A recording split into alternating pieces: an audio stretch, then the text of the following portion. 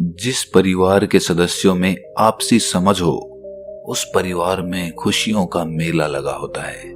लेकिन आज के समय में हम देखते हैं कि घर के रोज के लड़ाई झगड़े, बेटा अपने बाप की बात नहीं मानता, बहू अपनी सास की बात नहीं मानती, और घर में कमाने वाला युवक अपनी सास और अपनी माँ के झगड़ों के बीच पिसता रहता है। ना उसकी बात उसकी माँ समझती और ना ही उसकी पत्नी समझती, और रोज घर में कलेश होते रहते हैं। आदमी उन्नति करे तो कैसे करे, घर में खुशियां आए तो कैसे आए। इसी कलेश को खत्म करने के लिए बुद्ध ने एक ऐसा मार्ग बताया था जिसका पालन अगर कोई आदमी करेगा तो उसके घर में खुशियां ही खुशियां होंगी। उस मार्ग को जानने के लिए हमें ये कहानी आखिर तक सुननी पड़ेगी। इससे पहले कि आप इस कहानी में खो जाएं, इस चैनल को सब्सक्राइब जरूर कर लें। तो चलिए कहानी शुरू करते हैं। बात उस समय की है जब गौतम बुद्ध ज्ञान प्राप्ति के बाद नगर नगर घूमकर भिक्षा मांगते थे और लोगों में अपना ज्ञान बांटते थे। एक बार पूर्णिमा का दिन था। बुद्ध अपना भिक्षा पात्र हाथ में लिए हुए 1250 भिक्षुओं के साथ एक नगर में प्रवेश करते हैं। वे सभी मंद गति से और मौन अवस्था के साथ चल रहे थे। नगर की सड़कें दीपों और ताजे फूलों से सजी हुई थी। बुद्ध और उनके संघ का अभिनंदन करने के लिए मार्गों के दोनों ओर भीड़ उमड़ रही थी। भिक्षु दल जब चौराहों पर आता तो भीड़ बहुत अधिक हो जाती और बुद्ध तथा भिक्षुओं को आगे बढ़ना भी कठिन हो जाता था। उनकी समझ में नहीं आ रहा था कि वो आगे बढ़ें तो कैसे बढ़ें। तभी वहां पर एक युवक वीणा बजाता हुआ आता है। उसके गायन का स्वर बहुत मधुर था। जब वो गाता और वीणा बजाता हुआ आगे बढ़ता तो लोग एक और हो जाते। इससे बुद्ध को आगे बढ़ने का मार्ग मिल जाता। वो युवा गाता रहा और बुद्ध के लिए भीड़ में से रास्ता निकालता रहा, और बुद्ध और सभी भिक्षु राजा के द्वार तक पहुंच गए। उस नगर के राजा बिंबिसार ने उन्हें अपने यहाँ पर भोज के लिए आमंत्रित किया था। राजा बिंबिसार 6000 आमंत्रित अतिथियों एवं अनुचरों के साथ बुद्ध का स्वागत करने द्वार तक आए और बुद्ध एवं भिक्षु दल को राजमहल के प्रांगण में ले गए, जहां अतिथियों की धूप से रक्षा करने के लिए विशाल शामियाना तना हुआ था। प्रांगण के मध्य में बुद्ध को परम आदर सहित बैठाया गया। भिक्षुओं के लिए भी स्थान सावधानी पूर्वक बनाया गया था। जब बुद्ध अपने स्थान पर आसीन हुए तो राजा ने अन्य सभी को अपने अपने आसनों पर विराजमान होने का निवेदन किया। इसके बाद बुद्ध और दूसरे भिक्षुओं ने भोजन ग्रहण करना शुरू किया। राजा बिंबिसार और दूसरे लोग उस समय पूर्णतः मौन रहे जब तक बुद्ध और भिक्षुओं ने भोजन ग्रहण नहीं किया। उनकी शांत तथा आनंदपूर्ण मुद्रा से समस्त राज्य के अतिथि अत्यधिक प्रभावित हुए। जब बुद्ध और 1200 भिक्षु भोजन कर चुके तो उनके भिक्षा पात्र ले लिए गए और उन्हें साफ करके उन्हें लौटा दिए गए। इसके बाद राजा बिंबिसार ने बुद्ध की ओर अभिमुख होकर हाथ जोड़े। राजा की इच्छा समझते हुए बुद्ध ने धर्म की देशना आरंभ की। उन्होंने पंचशील मार्ग की चर्चा करते हुए कहा कि इन्हें जो भी व्यक्ति अपनाता है उसके परिवार में और उसके राज्य में हमेशा शांति एवं प्रसन्नता बनी रहेगी। घर में खुशियां ही खुशियां होंगी। लेकिन अगर वो इस पंचशील मार्ग का पालन नहीं करते हैं तो उनका परिवार दुखों से ग्रस्त रहेगा और घर में कलेश होते ही रहेंगे। इसके बाद उन्होंने बताना शुरू किया कि पहला शील है जीव हिंसा से विरत रहना। आप सोच रहे होंगे कि जीव हिंसा से परिवार की खुशियों का क्या लेना देना। इस पर बुद्ध ने बताया कि इस शील का पालन करने से करुणा भाव जागृत होता है। सभी प्राणियों को मृत्यु का डर होता है। जैसे हमें अपने प्राणों का मोह होता है, उसी तरह हमें अन्य प्राणियों के प्राणों को समझना चाहिए। हमें केवल मानव हिंसा ही नहीं करनी चाहिए, वरन अन्य प्राणियों की हत्या करने से भी बचना चाहिए। हमें मनुष्य, पशुओं और पेड़ पौधों के साथ भी अहिंसा के भाव से रहना चाहिए। यदि हम अपने हृदय में प्रेम का भाव रखें तो हम कष्टों को कम करके जीवन को आनंदपूर्ण बना सकते हैं। यदि प्रत्येक नागरिक अहिंसा का व्रत ले ले तो सभी परिवारों में शांति बनी रहेगी। जब लोग एक दूसरे के जीवन का आदर करेंगे तो पड़ोसी पड़ोसी में और घर के सदस्यों में कोई कलह नहीं होगी। दूसरा शील है चोरी से विरत रहना। किसी आदमी को यह अधिकार नहीं कि वो दूसरों की कमाई से अर्जित धन संपदा खुद इस्तेमाल करे। दूसरे की वस्तुओं को हथियाने का प्रयास करना दूसरे शील का उल्लंघन है। दूसरों को धोखा मत दो या अपने प्रभाव का प्रयोग करके अन्य सदस्यों की वस्तुएं मत छीनो। हम देखते हैं कि परिवार में ज्यादातर झगड़े इसी बात पर पनपते हैं कि घर का दूसरा सदस्य कमा रहा होता है जबकि पहला सदस्य बैठकर खा रहा होता है। लेकिन दूसरा सदस्य कब तक कमाएगा? उसकी खून पसीने की कमाई उसी की है, उस पर उसी का हक है। और जब आप सक्षम होते हुए भी नहीं कमाएंगे तो स्पष्ट है कि घर में लड़ाई झगड़े पनपेंगे ही।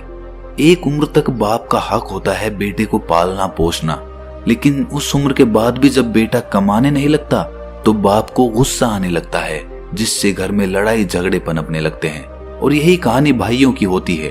दो भाइयों में से एक भाई कमा रहा होता है और दूसरा बैठ के खा रहा होता है। इससे परिवार फटने लगता है।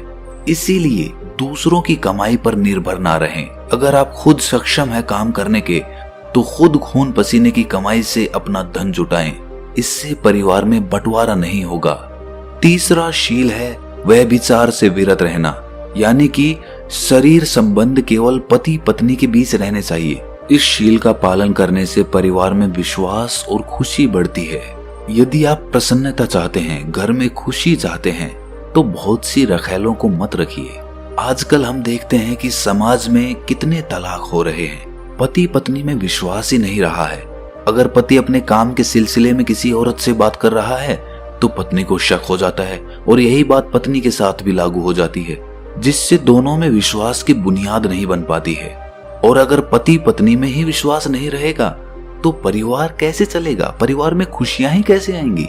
लेकिन अगर आपका आचार व्यवहार अच्छा है तो पति और पत्नी दोनों को एक दूसरे के बारे में पता चल ही जाता है, क्योंकि वो दोनों एक दूसरे के बहुत करीब होते हैं। तो अगर आप अपनी जगह सही हैं तो आपका परिवार हमेशा बना रहेगा और उसमें खुशियां भी आएंगी। चौथा शील है असत्य भाषण से दूर रहना। ऐसे वचन मत बोलिए जिससे विभाजन हो या घृणा बढ़े। आपके वचन सत्य पर आधारित होने चाहिए। हाँ कहने का अर्थ हाँ हो और नहीं कहने का अर्थ नहीं। शब्दों में विश्वास और प्रसन्नता जगाने की शक्ति होती है। शब्द ही गलतफहमी और घृणा भी पैदा कर सकते हैं, यहाँ तक कि उनके कारण हत्या और युद्ध होना भी संभव होता है। इसीलिए कृपया शब्दों का प्रयोग अधिकतम सावधानी से करें। हम देखते हैं कि घरों में जो सास बहू के झगड़े होते हैं वो सिर्फ भाषा की वजह से ही होते हैं। अगर हम सत्य बोलें, स्पष्ट बोलें और अपने शब्दों को माप तोल कर बोलें तो इससे घर में लड़ाई झगड़े बहुत कम होंगे।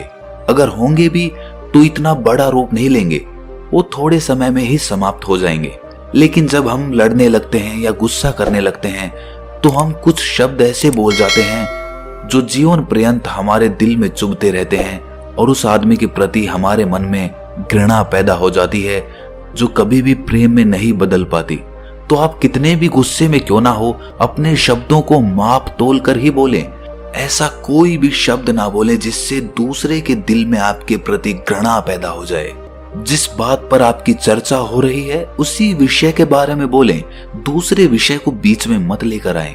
पांचवा शील है मद्यपान या नशीले पदार्थों से दूर रहना। मद्यपान और उत्तेजक पदार्थों के सेवन से चित्त की स्पष्टता समाप्त हो जाती है। जब कोई नशे में होता है तो वो स्वयं अपने लिए, अपने परिवार तथा दूसरे लोगों के लिए बहुत सारी कठिनाइयां पैदा कर देता है। इस शील पर आचरण करने से शरीर और मन स्वस्थ रहता है। बहुत से लोग मदिरा पान करने के आदी होते हैं।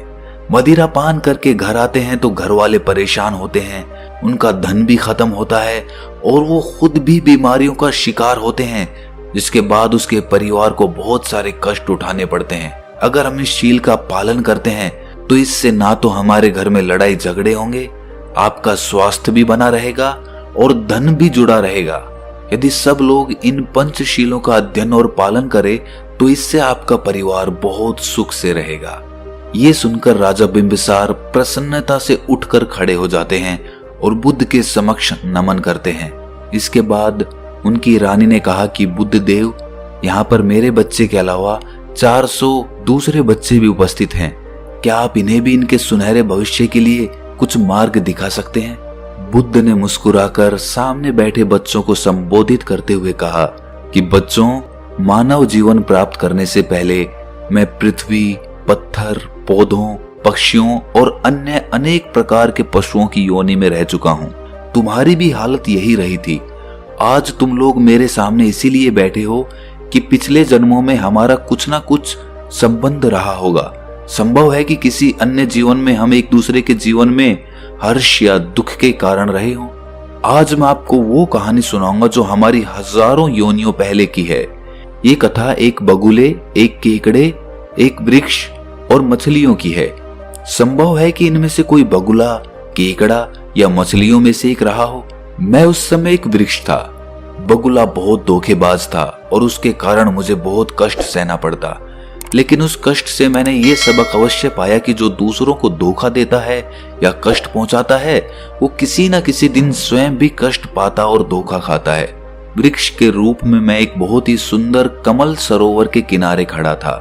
सरोवर में मछलियां नहीं थी, किंतु पास ही में एक उथला तालाब था जिसमें बहुत सी मछलियां, झींगा मछलियां और एक केकड़ा रहता था।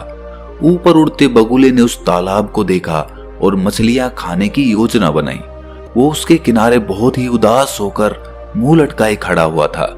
मछलियों ने जब उससे परेशानी का कारण पूछा तो उसने कहा कि मैं तो तुम्हारी दुर्अवस्था के कारण परेशान हूँ।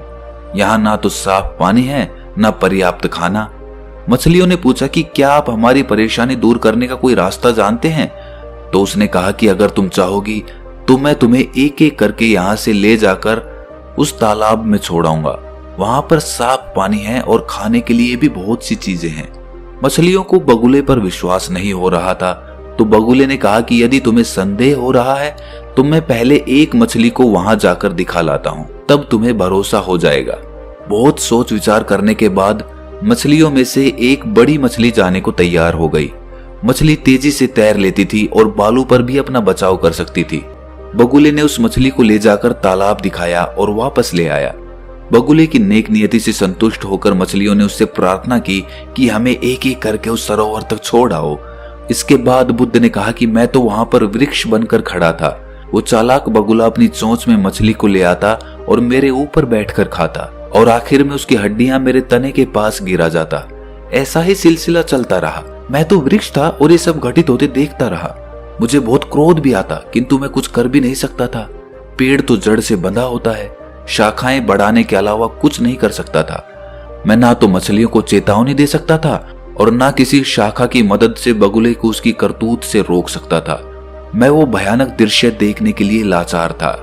जब भी वो किसी मछली को लाता तो उसे फाड़ कर खाता और उसकी हड्डियां नीचे गिराता तो मुझे बहुत तकलीफ होती। मेरे तने पर मेरे आंसू निकलकर जैसे जम जाते। इसी तरह वो सारी मछलियों को खा गया। वृक्ष होने के कारण मैं जंगल की शोभा ही बढ़ा सकता था। यदि मैं हिरण या मनुष्य होता तो मछलियों के लिए कुछ करता। मैंने प्रण लिया कि यदि कभी मुझे मनुष्य का जन्म मिला तो मैं शक्तिशाली लोगों से कमजोर लोगों की रक्षा के लिए भरपूर प्रयास करूंगा। आखिर में जब सब मछलियां और झींगा मछलियां खत्म हो गईं, तो एक केकड़ा बचा। बगुले ने उसे भी ले जाने के लिए कहा तो केकड़े ने कहा कि आप मुझे लेके कैसे जाएंगे? आपकी चोंच तो पतली है। अगर मुझे संभाल ना पाए तो मैं जमीन पर गिरकर मर जाऊंगा। इसीलिए अगर मुझे ले चलना है तो अपने दोनों पंजों से मैं आपका गला पकड़ लेता हूँ। सरोवर में पहुंचकर मैं आपका गला छोड़ दूंगा। बगुला इस पर सहमत हो गया। बगुला केकड़े को लिए मेरे ऊपर ही आ बैठा तो केकड़े ने कहा कि आप मुझे सरोवर ना ले जाकर यहाँ क्यों ले आए? तो बगुले ने कहा कि कोई भी बगुला इतना मूर्ख नहीं हो सकता कि मछलियों को एक तालाब से दूसरे तालाब तक ले जाकर छोड़ता फिरे।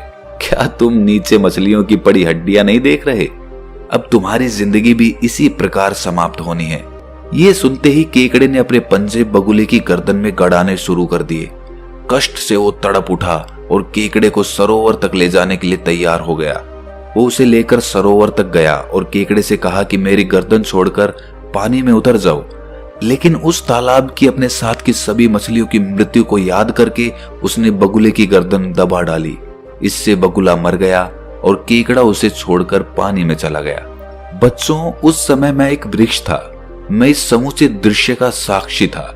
इस घटना से मैंने सीखा कि यदि हम दूसरों के साथ सद्व्यवहार करेंगे तो दूसरे भी हमारे साथ वैसा ही सद्व्यवहार करेंगे।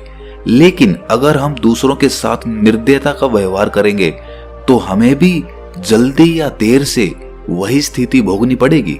मैंने व्रत लिया कि अपने अगले जन्मों में मैं अन्य प्राणियों की सहायता करने का प्रयास करूंगा। तो दोस्तों, कैसी लगी आपको ये कहानी कमेंट सेक्शन में जरूर बताएं, और अच्छी लगी तो इस चैनल को सब्सक्राइब जरूर कर लें। तो मिलते हैं अगली कहानी में, तब तक के लिए अपना ख्याल रखें।